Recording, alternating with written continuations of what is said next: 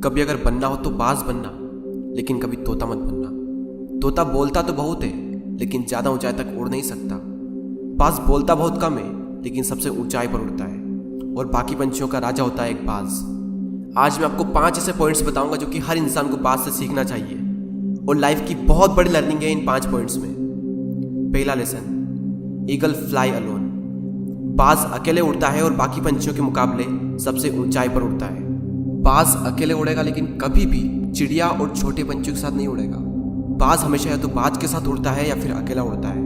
और इस समय यह सीख मिलती है कि छोटी सोच वाले लोगों से हमेशा दूर रहें और अकेले रहो, क्योंकि यही वो समय है जब खुद को जानने का असली मौका मिलता है।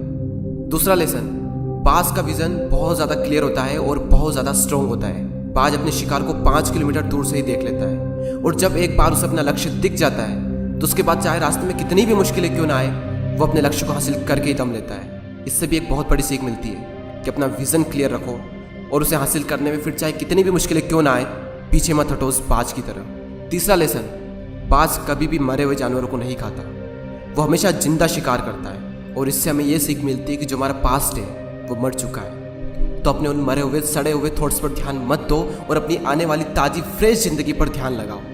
अपने पास्ट की पुरानी यादें जो तुम्हें तंग करती है उन्हें वहीं रहने दो जहाँ पर उसकी जगह है, और तुम्हारे पास्ट की जगह है तुम्हारे पास्ट में, उसे वर्तमान में जगह मत दो।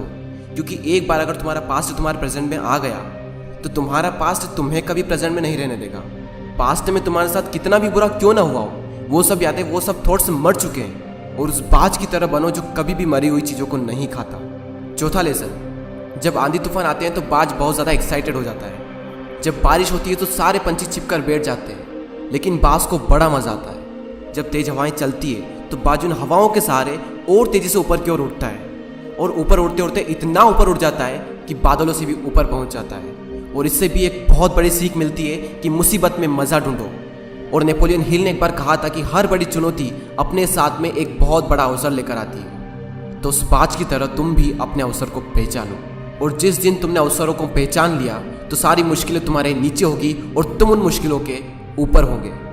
फिफ्थ लेसन, बाज अपने घोंसलों में से सॉफ्ट घास को हमेशा निकाल देता है, ताकि बाज का जो बच्चा होता है वो उसमें कंफर्टेबल ना हो सके।